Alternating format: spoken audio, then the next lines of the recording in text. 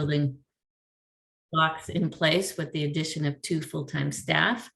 Bree Rossiter, our Conservation Program Manager, and Jackie Belfontaine is our Conservation Outreach Manager. Building our team has significantly improved our ability to carry out our mission and increase our impact. On screen, you see these have been our 4 core priorities, and we're going to review the work and our accomplishments in each one of these.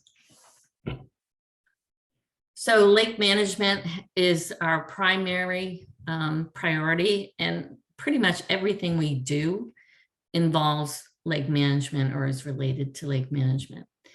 And what that basically means that evaluating what is happening in the watershed and developing an action plan or roadmap to address the issues that we're facing. So our goal has been to complete the analysis of the lake's watersheds, identifying all significant sources of pollution.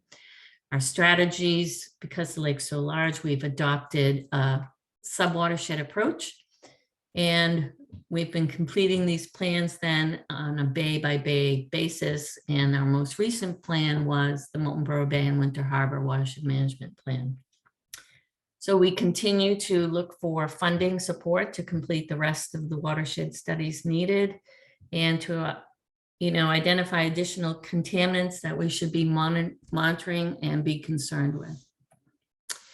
So just taking a step back, I know that probably most of you on this call understand this, but whether you call it watershed management planning or lake management, it really involves or means that what we do on the land has an impact on the lake's water quality.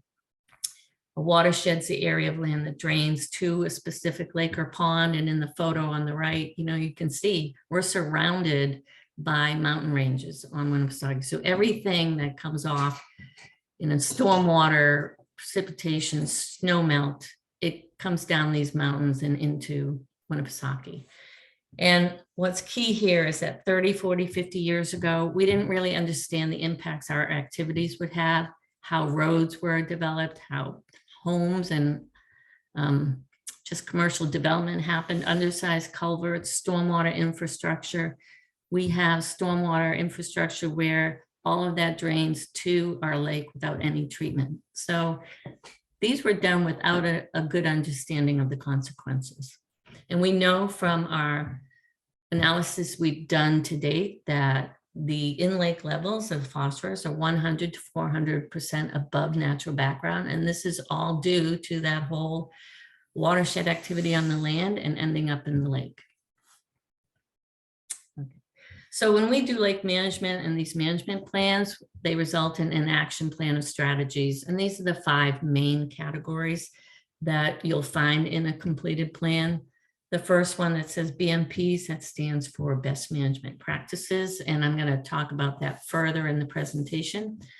Education and outreach, we'll also be talking about more further in the presentation. But, as I mentioned before, Winni Blue and Lake Smart, don't pee in the lake, educational materials, that all falls under that category. Wastewater systems. That can be recommendations such as conducting a comprehensive septic system inventory. What we do know from our analysis, most of the towns don't have a good understanding of what's in the ground. Another example of putting something in 50 years ago, whether it's a cesspool or whatever, we don't even know what's out there anymore.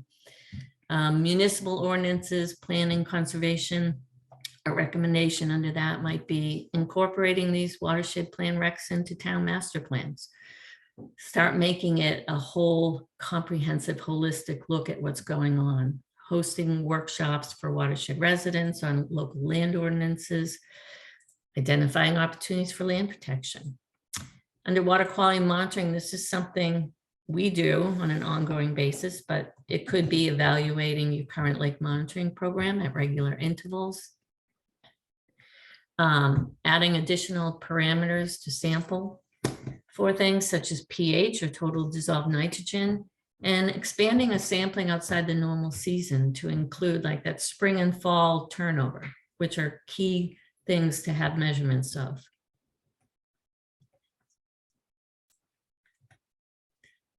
So our success indicators to date. As mentioned, we've completed 6 plans out of the 10 sub-watersheds. We've had plans completed for 6. And this map, the green areas show where plans have been completed.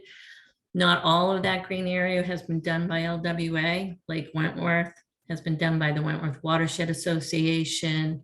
The Merry Meeting River was done by the towns of Alton and New Durham. But in the plans we've worked on, we've identified 271 sites and prioritized them that require mitigation. We've evaluated over 1,600 shoreline parcels. And all of this has resulted in target water quality goals being set by the communities and stakeholders and quantifying the load reduction needed to achieve that goal. So what's on the horizon for 2023? We're really excited to be able to announce that the Wolfboro Bay Watershed Management Plan is currently underway. The town of Wolfboro applied for a loan, but ended up getting a $100,000 grant. They have contracted with the Lake Winnipesaukee Association to be the project manager for this work. And we've issued the request for qualifications, and that's due December 1st. So we hope to have the kickoff for this project in January 2023. This has been a long time in the works, so I know Wolfboro is very excited to get this going. And this watershed management plan will involve analyzing the existing water quality, doing that inventory of mitigation sites, estimating the pollutant load reductions needed, and then determining those site-specific stormwater treatment actions, as well as all the other recommendations to result in that action plan. In addition, we're really excited to announce this one. This is a lake-wide comprehensive protection initiative. I may not have mentioned, but funding to do watershed management planning has dried up, at least the traditional sources of funding through the EPA. So we submitted a proposal to Senator Shaheen's office back in April, and we're really happy to say it was selected for funding. So we are going to be receiving a $500,000 Congressional Directed Spending Award to allow us to complete the rest of the watershed management planning for the lake. And we owe a big thank you to New Hampshire DES because they ranked our proposal #1 and really lobbied hard for it to be selected by Senator Shaheen's office. So this is all related to federal budget of 2023. So we're in a waiting mode right now for that budget to get passed and approved before we can begin working on this. But with this, we'll be able to complete the management plans for Alton Bay, the Broads, Center Harbor Bay. We'll also be able to do that comprehensive lake-wide septic system inventory. And a key piece of this award is it does require $125,000 in match. So we'll be looking to raise that funding. And here again is another example of how someone's contribution gets leveraged into so much more. And another project we'll be working on in the next year involves Paugus Bay. So Paugus Bay is Laconia's drinking water source. It's also the receiving end of all of Winnipesaukee. And currently we have a hydrologic assessment underway for Langley Brook to identify sources of sediment to Langley Cove. So that photo you see, the upper photo, that's Langley Cove, and that's what it looks like in the fall every year. It's just one enormous sediment sandbar. And so there is a lot of sediment that comes in from Langley Brook, and this study will identify where that's coming from. Obviously, the residents of Langley Cove would like to see it dredged, but before DES will permit that, you have to figure out where it's coming from and mitigate that. So we have a consultant already under contract, and we estimate to complete that project by next May. This summer, we launched a cyanobacteria monitoring program on Paugus Bay, again, because it's a drinking water source. And that picture down there on the lower picture shows Stegonema, which was present on Paugus Bay this past summer on the western shore, and it was there for about a month. So steganema is a really ugly black sludge. It's they form dense mats and they tend to be on the lake bottom. And they can get, tangled up with other filamentous algae and other things in the lake. The Laconia Water Department was concerned about this, and they want to expand the water quality monitoring on Paugus because they don't want cyanobacteria getting into the treatment system. So we do have a grant application out right now through the Source Water Protection Program, which will allow us to do that expansion of water quality monitoring and allow us to do an update to the Paugus Bay Watershed Management Plan. So we'll be doing a watershed assessment of the main catchments that are impacting Laconia's drinking water source. So all this work obviously comes at a cost. It's not cheap to do watershed planning. And to date, we, through our organization, have spent almost $600,000 on management planning. When we complete these projects I just talked about, we will have spent $1.25 million. This doesn't include the costs that Wentworth Watershed Association has done on planning, nor the Merrymeeting River, and most recently Lake Winnipesaukee. So the cost is much higher than what's shown here. And just to keep that in mind, none of this work comes inexpensively. So we're going to move on to our second strategic focus and priority, which is lake restoration. So we can do all this management planning, but at some point you got to move to implementation. And so our strategies have been to secure a team and financial support so that we can drive and coordinate the implementation of those action plans, use the action plans to create an ongoing program that we can be accountable for, have clear quantified targets so we know whether we're making progress or not, and then continue to identify new sources of phosphorus and other threats to the lake. All right, lake restoration. What have we achieved so far? I mentioned earlier, we've identified 271 sites. We've completed 50 projects. The pollutant load reduction achieved has been 85 pounds of total phosphorus, 157 pounds total nitrogen, and just about 138,000 pounds of total suspended solids, which is equivalent to 69 dump trucks of sediment that could get dumped into the lake annually. And I'd like to just show you this map is a map of the restoration sites. And this is on our website. Bree created this. So you can come and check out these sites. And this is the page, scroll down. No, we lost it. Skip it. Okay, we're skipping it because we can't show it to you. Not working. So as an example of some of the restoration projects we've recently completed, this was funded through a New Hampshire DES 319 Watershed Assistance Grant.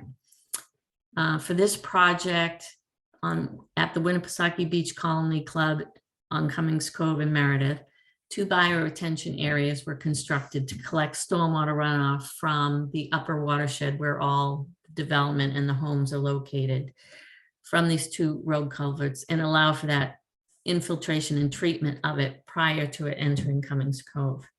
So you can see the before pictures are on the left, and we removed the existing stormwater swale, installed riprap, a 4-bay treatment weir, and a rain garden. So it flows first into that riprap in that photo, and then it goes into the treatment weir, and you can't see it very well in the photo, but there's a rain garden next that it hits before it goes into the lake. And the same thing to the right, it was another area that had been an issue for the folks, and we did the same thing, extending the culvert pipe underground 50 feet, another 4-bay riprap and smaller rain garden to treat that stormwater. And you can see the pollutant load reductions achieved and how much that costs, with the Beach Colony Club contributing $7,000 towards that project. So here we have, there were actually 2 culvert replacements or repairs done on Ospey Mountain Road. This is the first one. And the top photo is one side of the culvert. The bottom photo is it fixed after the work was done. So both sides of the culvert are shown here. This first one achieved quite a significant load reduction, almost 13 pounds of total phosphorus, 25 pounds total nitrogen, but 30 pounds of total suspended solids. It was an expensive project. We contributed 21,000 towards this, and the town of Molten Borough contributed the rest. Next. This was the second culvert site on Ospey Mountain Road. Same type of situation. You can see the head wall was deteriorating and they were able to come in and place this. Not as much of a reduction in pollutant load, smaller projects, smaller costs, but again, we contributed 21,000 towards this. So we contributed a total of 42,000, and the total project cost was 180 something, a little over that. And finally, States Landing. This one was completed just June of this year. And the town of Molten Borough has been wanting to do some work at States Landing for a few years now. So for anyone not familiar with States Landing, this is their town beach. And it's a town beach that hasn't been used or utilized. And the reason for that, and this is an example of what we used to do and we know better now, for years, decades, the town would dump the snow on the ice in the winter, drive the truck out, dump that snow with all the sand and salt in it on the lake, and then it would melt and go into the lake. So they literally had, I don't even know how many feet, 6 to 8 feet of muck that had accumulated in the beach area. So people won't swim there, and you couldn't take your boats in there. So they've been looking to do improvements down there, do some dredging. They did get a permit, they dredged it, they installed a new boat ramp, they installed a new dock. And as part of this whole project, they wanted to do some stormwater management improvements. And we were able to get a grant and provide them some money towards this project. So that's what these photos show you, the before and after pictures. One very large rain garden was installed, and then a smaller one and some vegetated swales to direct the runoff into these rain gardens. And so you can see the cost for just these stormwater, these rain gardens and swales was almost 81,000. We contributed 16,000, and Miracle Farms Landscaping was the contractor who did the work, the plantings. They contributed 13,000 as well. So what's planned for the future? We have another New Hampshire DES 319 watershed assistance grant to implement BMPs for 3 of the top 10 sites identified in the 2020 Molten Borough Bay Watershed Management Plan.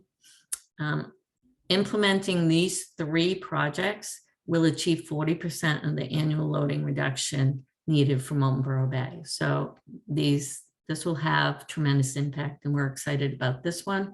Right now, we're just waiting on Governor and Council approval to begin this work. And I'm just going to quickly show you what these 3 projects are. So the first one was the #1 site in the management plan needing to be fixed. And it's on New Road in Tuftonboro, and currently unmitigated road runoff is severely eroding the eastern slopes around this culvert because it's at a lower elevation than the road. So the design intent is to divert the stormwater runoff off of New Road prior to it reaching these head walls, and direct it into some bioswales where it will get infiltrated and treated before it reaches that. And I think this design also includes using some biodegradable jute netting and native plug plantings to fix the head wall of that culvert. Another one is on Northwoods Road in Tuftonboro. This site was ranked number 8. It's a gravel road, and the existing culvert crosses at the low point. Stormwater runoff flows towards the stream on either side of this road. Previous efforts to control stormwater flow haven't been too successful. So the design intent here is to direct the stormwater flow into a sediment forebay get some pre-treatment, and then have it go into a linear rain garden to treat it before it leaves the site. And the last one here is on Route 109. It's near the public boat launch in Tuftonboro, Melvin Bay area.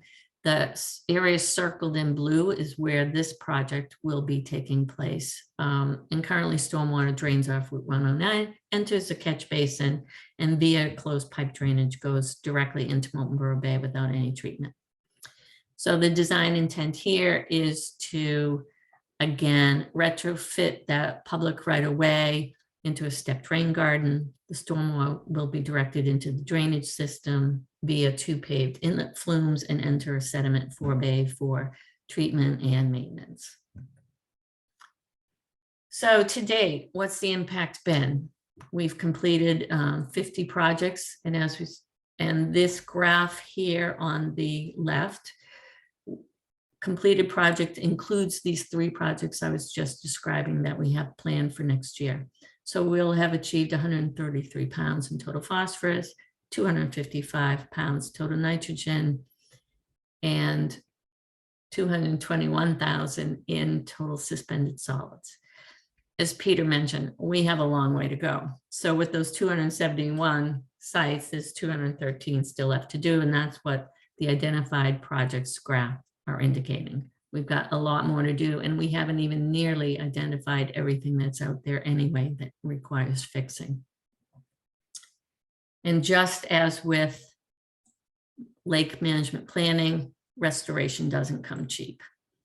And the costs identified or estimated in the action plans tend to be well underestimated.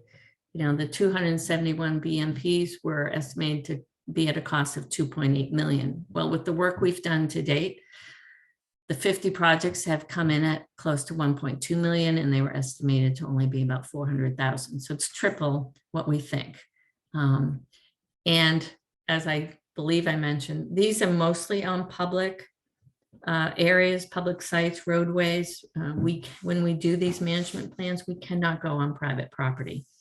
So residential land use, residential properties probably make up the majority of land use in the watershed, which is why we need to work more with individual landowners if we're going to be successful in our mission. And this is one of the reasons we partner with New Hampshire Lakes to implement the Winni Blue and Lake Smart program. And at this point, I'm going to turn it over to Bree Rossiter, our conservation program manager, to talk about that. Thanks, Bree. Thank you for the introduction, Pat. Just give me 1 second to get set up. So as Pat mentioned, the Winni Blue and Lake Smart program. So a large amount of phosphorus loading to our lake is known to be from residential sources. So many of you may have heard of the Lake Smart program through New Hampshire Lakes. This is the same exact program, except LWA is the leading organization, contacting you to be able to schedule your site visits and generating your reports with property specific recommendations. And there are a lot of important benefits to being able to participate in the Winni Blue and Lake Smart program. And it's so simple to do. The first step of the program is to complete an online self-assessment on our website, which will provide you with some general guidelines for actions that you can take in and around your home to help prevent pollutants from entering the lake. This top tab up here is actually what the top of our website looks like. So if you just go to winnipesaukee.org, head to the top right under that take action that's circled in red, and you can see it with my laser pointer there, and you'll be able to take your self-assessment there. After you complete the self-assessment, somebody from the LWA team will contact you to be able to schedule a time that works best for your property visit. So during the property visit, our staff will walk your property with you and ask questions about your landscape to better understand it. And after our visit, the LWA team will then go back to the office and evaluate your results. We'll then email you a report of specific recommendations for really simple DIY projects that you can do to help the lakes that we love keep healthy and clean. So in addition to the report, the LWA staff will also be able to determine if you're eligible to receive the Winni Blue and Lake Smart Award. which is an all-weather sign that you can post by your driveway or by your docks to display your Be Winni Blue and Lake Smart status to your neighbors and maybe get them interested in the program as well. So LWA was doing a really similar program to Lake Smart in 2019 with the New Hampshire Department of Environmental Services, or DES's Soak Up the Rain program. And a lot of the resources that are available within the Soak Up the Rain program, like certain DIY fact sheets for implementing BMPs on your property, or the New Hampshire Guide to Stormwater Management, are still used in the Be Winni Blue and Lake Smart program. So you'll see in this graph, in 2019, LWA was able to conduct visits on 46 properties with the Soak Up the Rain program, and New Hampshire Lakes was able to conduct 5 visits within the Lake Winnipesaukee watershed. And then in 2020, due to some staffing resources and COVID, the SOAP program was just kind of at a standstill for LWA. So in 2021, we partnered with New Hampshire Lakes to bring the Lake Smart program to Winni, and together we were able to complete 33 site visits. So New Hampshire Lakes runs the Lake Smart program for the whole state. So partnering with them allows us to complete more visits, in our watershed, and to connect with folks in our area and to allow them to do other visits throughout the state. So in the summer of 2022, LWA really focused these visits as a priority, and we were able to complete visits for 55 properties. So we really, really appreciate the 2022 participants and would encourage everyone that's joining us tonight to participate in the Be Winni Blue and Lake Smart program. These photos on the left are just some examples of good practices. So things like having designated walking paths or vegetation by your shorefront, considering pervious pavement, which allows stormwater runoff to filtrate into the ground rather than over the surfaces of the pavement. Again, designated walking trails, and then a nice clear leach field that doesn't have any saplings or tree growth that can impact your system. Next, I'd like to move on to our water quality portion of the presentation tonight. So building an active and sustained monitoring program by 2022 was a goal within LWA's strategic plan. So the monitoring on Winni was established 40 years ago by UNH, and we're really proud to say that over the last 12 years, we've built an active and sustaining water quality monitoring program to be able to track the lake's health. So a successful water quality monitoring program within the watershed is really a primary indicator for measuring reductions in pollutant loadings on a large watershed scale. So we recruit and train, provide support to our volunteers. So we have also been working really diligently to be able to increase the number of water quality stations within the Lake Winnipesaukee watershed. So we'll continue to work with the UNH Lake Slate Monitoring Program to help facilitate this, and with our volunteers around the lake to be able to collect water quality samples at each station monthly from June to September. So our citizen science volunteers collect samples to measure 4 really important parameters that we tend to focus on. The first is total phosphorus. So phosphorus, like Pat mentioned earlier, is a limiting nutrient to growth in most New Hampshire lakes, which includes Lake Winnipesaukee. And excess total phosphorus, or TP, can lead to increased algal growth, plant growth, and cyanobacteria.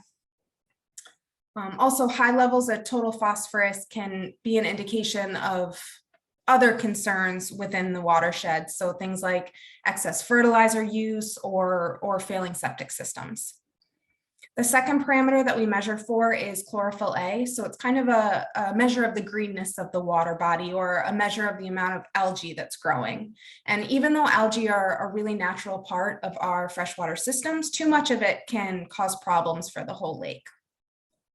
The third parameter that we measure for is dissolved color, and that is sampled to be able to measure the color of the water due to dissolved organic matter like peat or decaying plant matter, which can cause the water to turn a yellow or brown color. Fourth and last parameter that we focus on is water clarity. We do that using a Secchi disc. So we take samples to measure changes in the clarity of the water due to changes in those algal populations, silt, sediment, or water color. In 2016, we had 34 active water quality monitoring stations. In 2021, we were able to boost that to 43. And then in 2022, we now have 56 active stations. So from 2016 to 2021, we've increased the number of stations and number of samples that we are able to collect by 60%. So increasing the number of stations and samples that we're able to collect allows us to gain a more robust understanding of the watershed.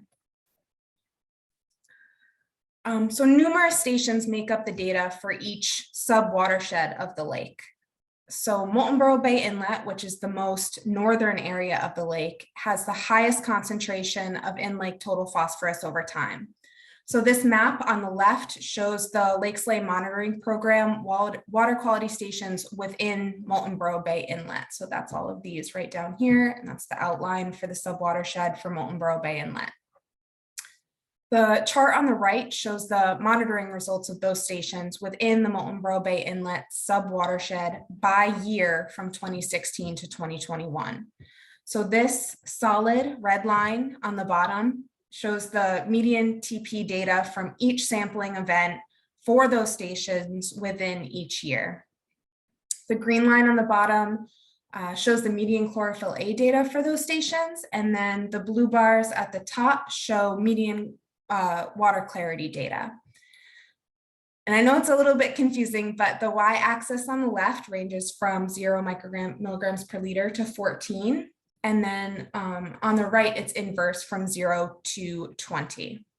So this axis on the right is also used to graph these dashed lines, which are the New Hampshire Department of Environmental Services thresholds set for total phosphorus and chlorophyll A for oligotrophic lakes for each parameter. So the y-axis on the right, like I said, ranges from 0 to 14, and the one on the left ranges from 0 to 14, and the one on the right ranges from 0 to 20.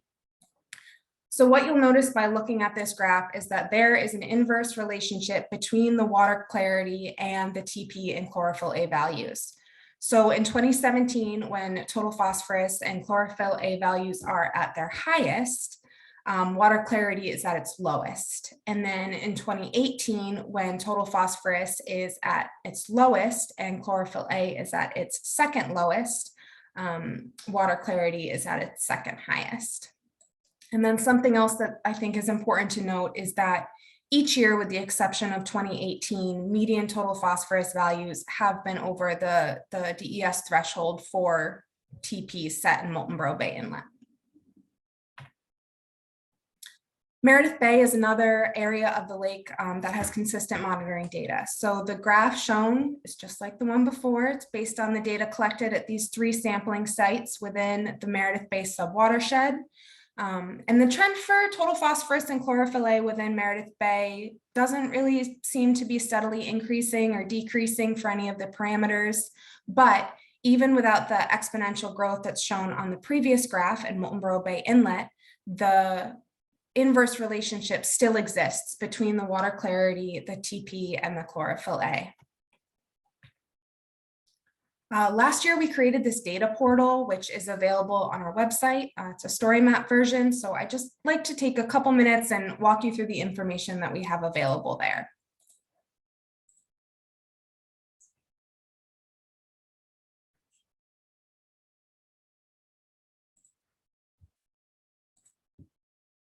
Can everybody see my screen okay? Can you see the portal?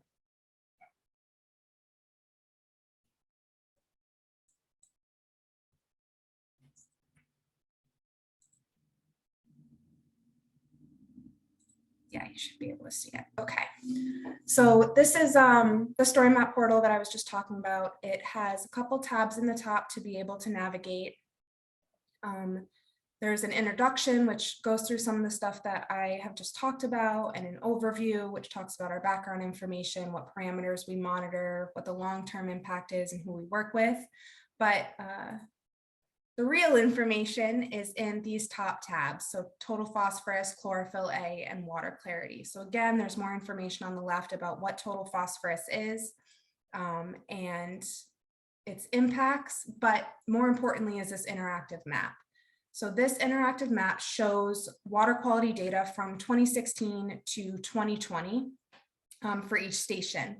So you'll see this legend on the left has, if the stations are in green, it means, generally they're pretty good in terms of TP. If they're yellow, they're fair, red is poor, and then dark red is extremely poor. So if you click on one of these dots, just pick this one right here. If you click on any of these stations, you will be shown the TP median data for 2020, which is the most recent sampling results that we have up, the number of samples that were collected, the median from 2016 to 2020, the number of samples from 2016 to 2020, what program it's with, if there's a sponsor for the station, and approximately where it's located. So we have all of this data for total phosphorus, chlorophyll A, and water clarity from 2016 to 2020, and we will be updating this with 2021 data this winter. So I'm just gonna show you these really quick. Some of the stations we might not necessarily have data for one parameter or another. We might have from 2016 to 2020. So you can see some changes in the stations that way when you click through the tabs. In addition to that, we also have our cyanobacteria monitoring map up on this portal. It's also available on the cyanobacteria page on our website, kind of as a solo map to click through itself. But the red dots indicate advisories that are present. Purple is advisories that have been removed. Advisories are implemented when cell concentrations exceed 70,000 cells per milliliter. And then, so if you click on any of these dots, it will give you information about the cyanobacteria observation that was present. So it has when it ended, what the location was, any notes on it, and there's also photos with some of those as well. So I just wanted to take a moment to demonstrate that, let you know that it is available for you to use and will be updated annually.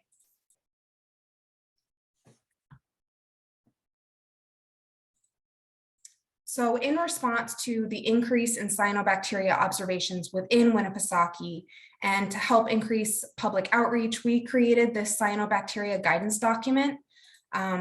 It's a one-page document, but it's two-sided. So on the front, there's these pictures of cyanobacteria that have been found in Winni over time, as well as some pictures of materials that folks sometimes confuse for cyanobacteria, like pollen or just regular filamentous algae. So these pictures are not at all meant to be used as an identification tool. You know, if you see something that might look like the Stigonema wash up on your shorefront, doesn't necessarily mean that's exactly what it is. It's just a general idea of what you could be looking for. And then the back of the document lays out what to do if you suspect cyanobacteria and who to contact. So the New Hampshire Department of Environmental Services Cyanobacteria Hotline, they have a number you can text or email, should always be your main contact. But there are additional organizations like LWA that work really closely with DES to be able to coordinate these sampling efforts. So we're just asking that you take a look at this guidance document and use it in your outreach. This flow chart also shows the steps that are taken after a sample is collected, when alerts or advisories are implemented and kind of what happens, the process of that. I'd also like to mention, kind of as Pat said earlier, that this summer I had the opportunity to collect cyanobacteria samples on a biweekly basis with the Laconia Conservation Commission and Laconia Water Department, and that's something that we'll continue to do until next year. Lastly, we're also working with the towns around the lake to help facilitate and coordinate communication efforts with DES. So that's been really helpful. The picture on the left down here, I just wanted to show, is on Winnipesaukee from this year at the end of June, and it is from Dolly Cove, which is off of Bear Island. So although we've really greatly increased our monitoring stations and sampling events in recent years, there's always still areas in need of more monitoring. So the map on the right shows the active water quality monitoring stations in blue, and then the stations that have historical data that we're not currently monitoring in yellow. So we're going to be reviewing and assessing the existing monitoring locations, but also adding some data to that portal for other lakes and ponds within Winnie, such as Mirror Lake and Lake Wentworth. And then we're also going to be adding graphs to the water quality monitoring portal showing the last 5 years of data. So this is just an example of something that would look like, where you can see where it was sampled and what each parameter results were. So in addition to all of our monitoring efforts, we plan to continue to educate and inform and update the public as a priority. So in July of this year, we hired Jackie Belfontaine, who's our new conservation outreach manager. Jackie comes to us from the Mount Washington Observatory. We are so glad to have her on the team. So with that, I'd like to turn it over to Jackie to discuss our education outreach efforts.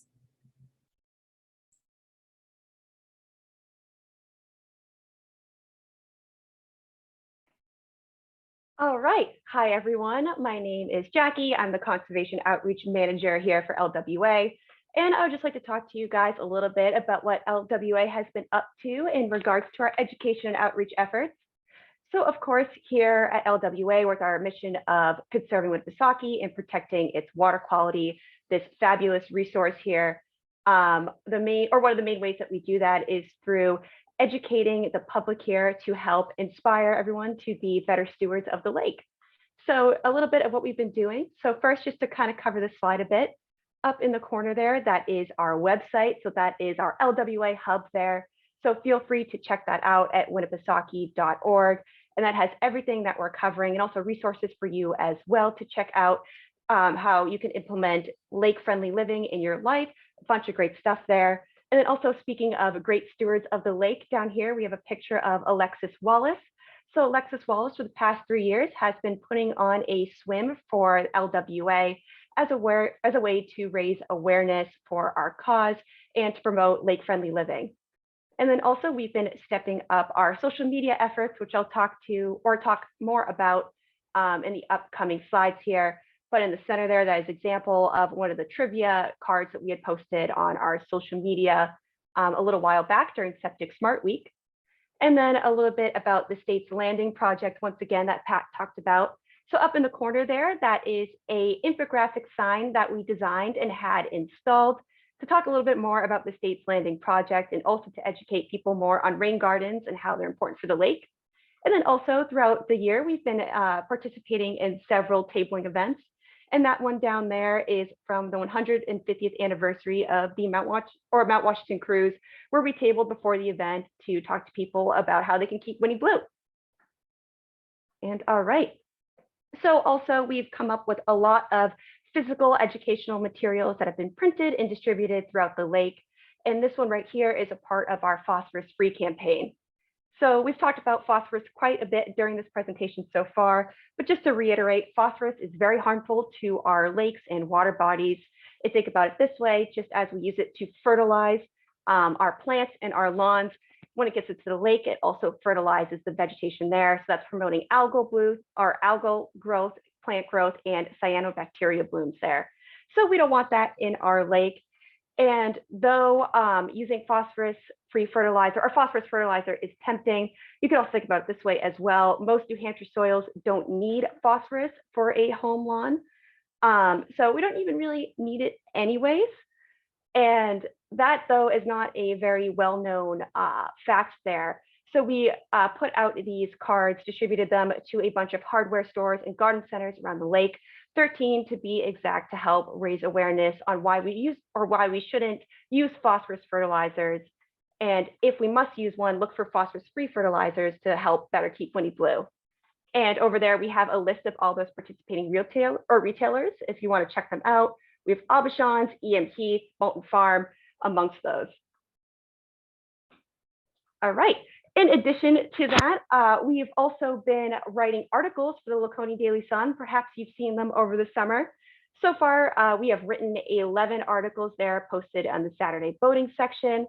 And what's awesome about this is that it's been able to reach quite a lot of people because Laconia Daily Sun has a circulation of 18,000, which is awesome. It's been a great way to connect with everyone and to educate people. on ways they could be lake friendly and also some threats to our lake. And also we've talked about a lot of fun topics as well, such as Lakes Appreciation Month, how much we all love the lake around here, and also things such as the geology of the lake, which was my favorite topic to talk about. So it's been a great way to help engage with the public there. All right, so back to those physical educational materials that I was talking about with those phosphorus-free rack cards there. We've also come up with quite a few different postcard designs, infographic postcards, as well as bookmarks that have been distributed well across the lake. Every single town has them. It's been distributed to 48 retailers and organizations. And the purpose of these is for people to take. They're free for people to grab. And they contain important information on ways we could be better lake stewards, from different boating etiquette, which also helps affect things such as sediment and algal blooms and lake clarity. So if you want to take a closer look at those there, being wake-wise, how wildlife are impacted by our choices amongst things such as being septic smart and keeping the trees on your property. And these have been widely distributed at town halls, libraries, community centers, bookstores, and other retailers.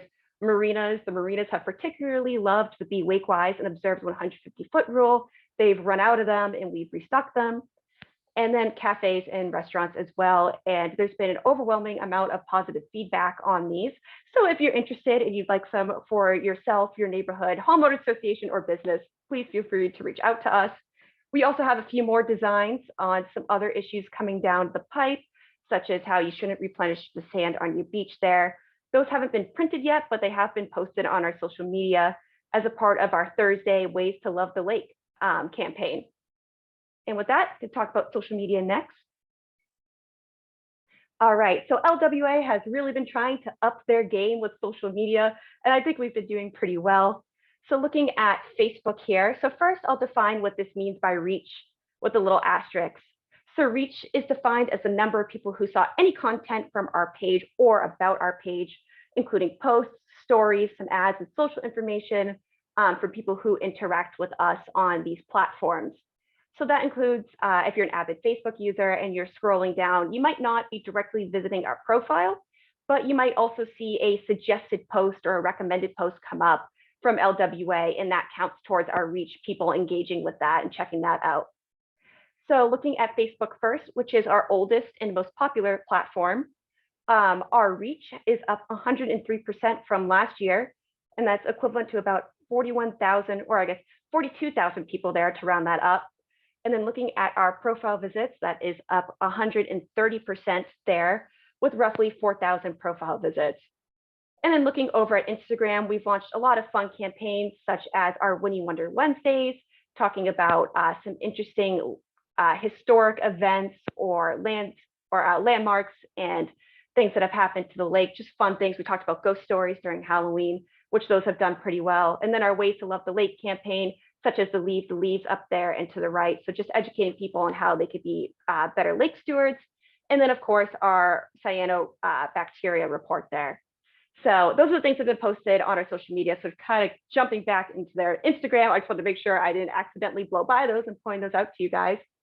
So with Instagram, this is our newer page here, but we're doing pretty good with growing it over the past year. So our reach is up 121%, equivalent to 2,400 people there.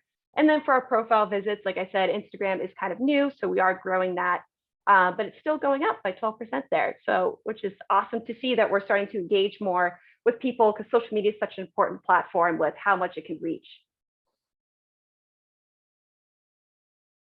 All right, so to sum this up a little bit before I pass it back off to Pat. So again, talking, or a common theme that throughout this presentation has been phosphorus and how to reduce that from limiting the lake here. And we talked about a few different ways to do that. Our phosphorus-free fertilizer campaign and being aware of what's in your cleaning products, using them within the watershed here. And then also, like I said, another thing that we've talked about is stressed quite a lot is mitigating stormwater runoff from reaching the lake. And a major way to do that is by increasing your property line's vegetated buffer there to help filter and capture that. And a part of that also relates back to our Winni Blue Lake Smart. So when Bree was talking under that Take Action tab, where you can sign up for one of those visits, that's a great way for you to have your property assessed and find out in a more personalized way how you could better or have a better lake-friendly property there. And then also number 2 there, so telling your neighbors and friends, education is very, very important. As Pat talked about earlier, a lot of those things, the undersized culverts and all that stormwater or development, increasing the pollution into the lake there comes a lot from people just not understanding the impact of that. So of course, we want to continue to spread that education and awareness there of how our actions impact the lake. And then, of course, to kind of wrap it up here, if you like what we're doing up here and you want to support and help us keep Winni Blue, we would greatly appreciate that. Your support there has great impact, helping us continue our work and grow into the future. So we'd greatly appreciate any financial support and becoming a member of LWA. And with that, I'm going to pass it off to Pat for her to talk about our 2021 financials.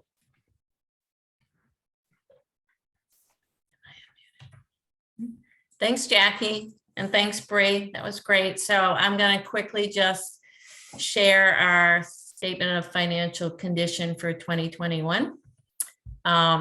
So in our work, we've been ramping up our efforts and correlating. We've also ramped up our revenue. So we did show an increase in 2021 over 2020 of about almost 35,000 in revenue. So our total revenue was about 267,000.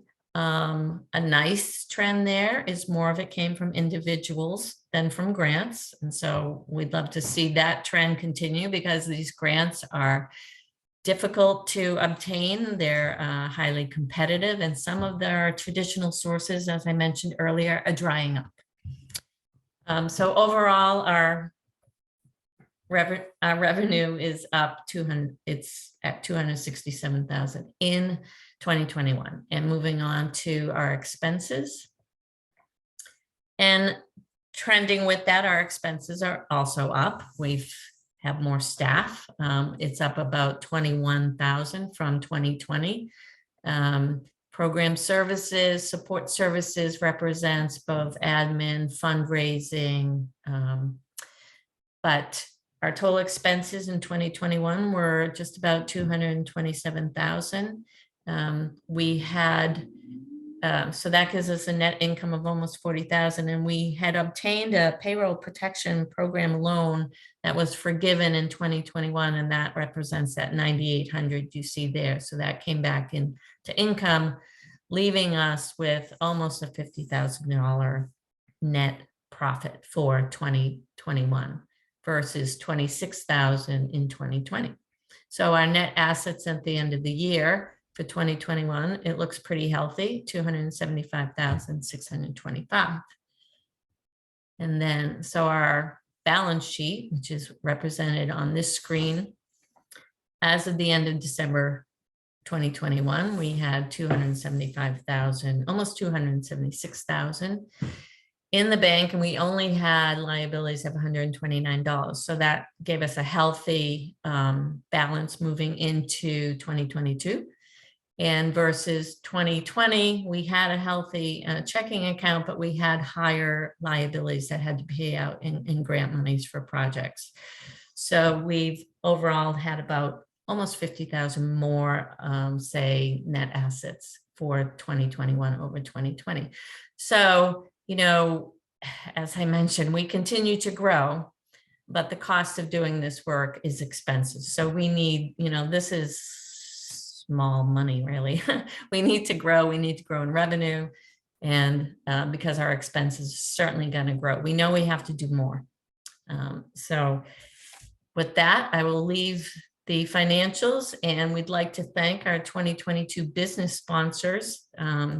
All of these business, we'd like to see this grow next year as well, but this is 2022, and we thank them for their support, as we thank our members and donors and contributors for their support. We can't do this work without it. So thank you again. And with that, we're going to open it up to questions. All right. So if you haven't put something in the chat and you want to, then please do.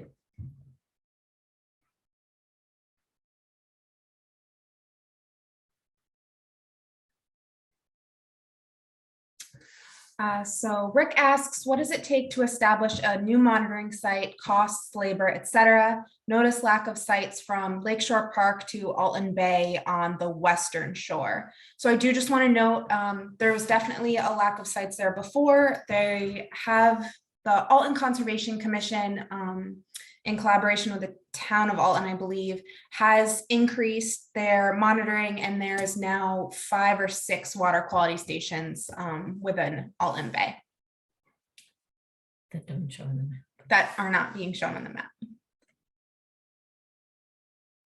I think that might be our only question. The rest of them. No, I think there was something about sites. Anyway, it costs $500 to establish a site. Yes. And it costs about $500 to establish, I don't know if you just heard Pat, but to establish a water quality monitoring site. Those costs are a little bit lower really than what they might actually cost, just based on some equipment issues that we've been having.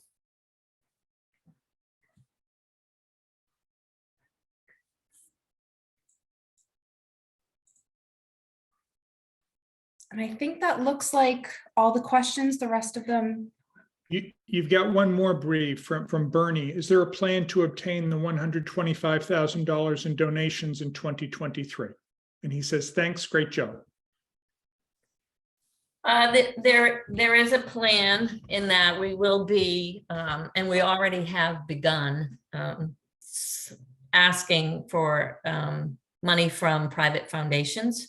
So they love a matching challenge grant. So we have been promoting that with our foundations to see if they will match, will provide a match towards this. We do have some foundation money coming in 2023 that we can count as match. And that money also, that 125,000, it can include in kind. So it doesn't necessarily have to be cash, but of course, if we get more cash, we can do more work. Our next question is, does the increase in geese along shorelines have any negative effects on water quality? Yep.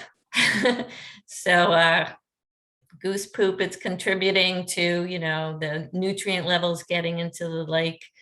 And so it does affect the in-lake phosphorus as well as bacteria or whatever issues might be. Do you want to add to that? I would like to add to that. So I do just want to say that, geese, ducks, any sort of waterfowl are very likely to come up onto your lawn, come up onto shorelines if you have open grassy areas where they can feed or feel safe from predators or be able to get a quick getaway. So if you are having problems with waterfowl on your shorefront specifically, doing things like planting shrubs, adding that vegetated buffer will definitely help to deter them. Sharon Doyle, I think I unmuted you. You should be able to ask your question now if you'd like. Oh, okay. I just wondered, I noticed on the map that Meredith's Neck is considered to be one section. The Bear Island and Dolly Island is part of the town of Meredith. I just wondered, are they, do they consider themselves caretakers of that corridor or not? I'm sorry, I don't understand your question. I can pull up the map if that would be easier. Okay, I'm just, Meredith Neck is considered to be separate from Bear Island. And the rest of the town of Meredith? Yes, but they're all within the Meredith Bay sub-watershed. Okay, all right, so Meredith Neck and all of the area between Pine Island and the up to the Dollies is part of that. It's kind of split. Part of it is the Meredith Bay sub-watershed, and then the other part is the Sanders Bay sub-watershed. Oh, okay, all right, okay, thanks. You're welcome.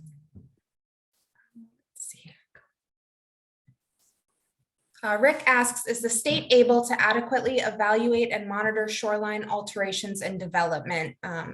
He's heard about lack of staffing problems. I'm gonna turn this over to Pat. Thanks, Rick. In my opinion, no, they're not able to adequately evaluate and monitor shoreline development.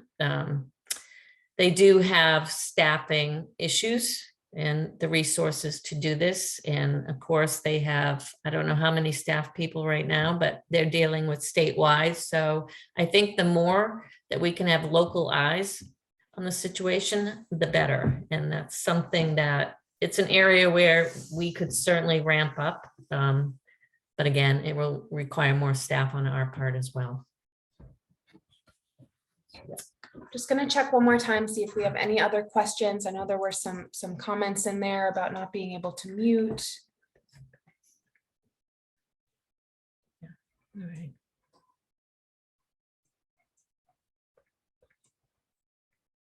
Since geese are a recognized issue for water quality, is anyone working with Fish and Game to begin population controls? I don't think so. You know, having waterfowl are part of living on a lake. I know that it seems like sometimes, especially if you're walking through downtown Meredith, through the sculpture walk, there is more geese than it seems like people sometimes. But we have not been working with Fish and Game to be able to begin population control, and that's not something that we're looking to do in the future. One more question. Do you have an idea what your revenue/expenses will be in 5 years, and how fast will you grow? Well, good question, Bill.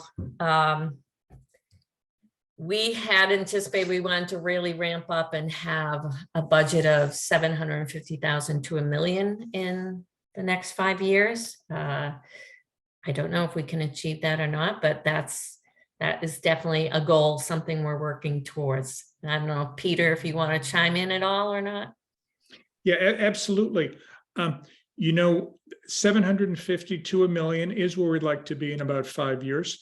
And what we believe is that that would put us at a size that is similar to other leading environmental groups in the area, such as Lakes Region Conservation Trust, and also a size where we could really tackle so many of the problems that we're not able to go to today.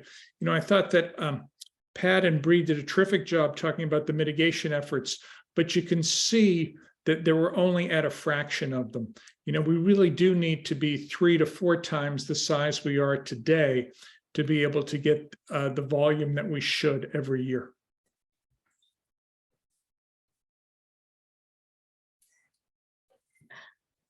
They don't pee in the lake. Oh, Tamara, you have a question? You want to know about peeing in the lake? I think you mentioned earlier the I did the Don't Pee in the Lake campaign. This was a campaign that the town of Meredith started. It involves, Don't Pee in the Lake means no phosphorus, no pesticides. So it was just addressing the peas, and that was their catchy slogan at the time. So it really was targeting not using fertilizer, not using pesticides.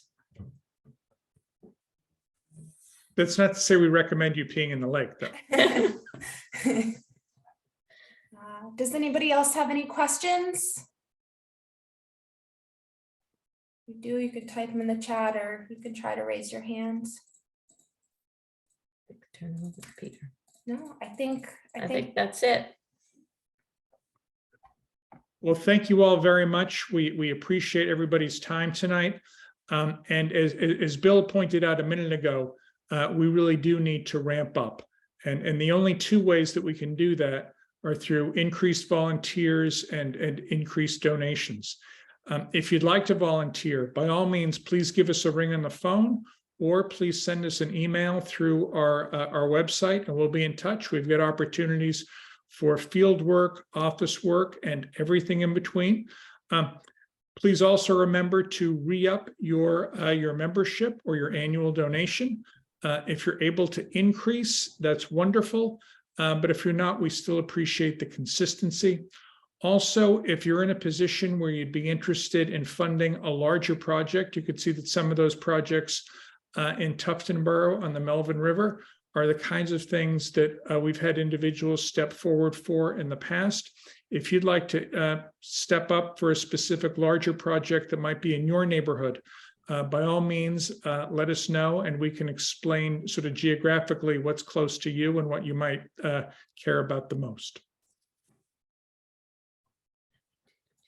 And with that, I think that we'll say goodnight. Is that right, Pat? I think so.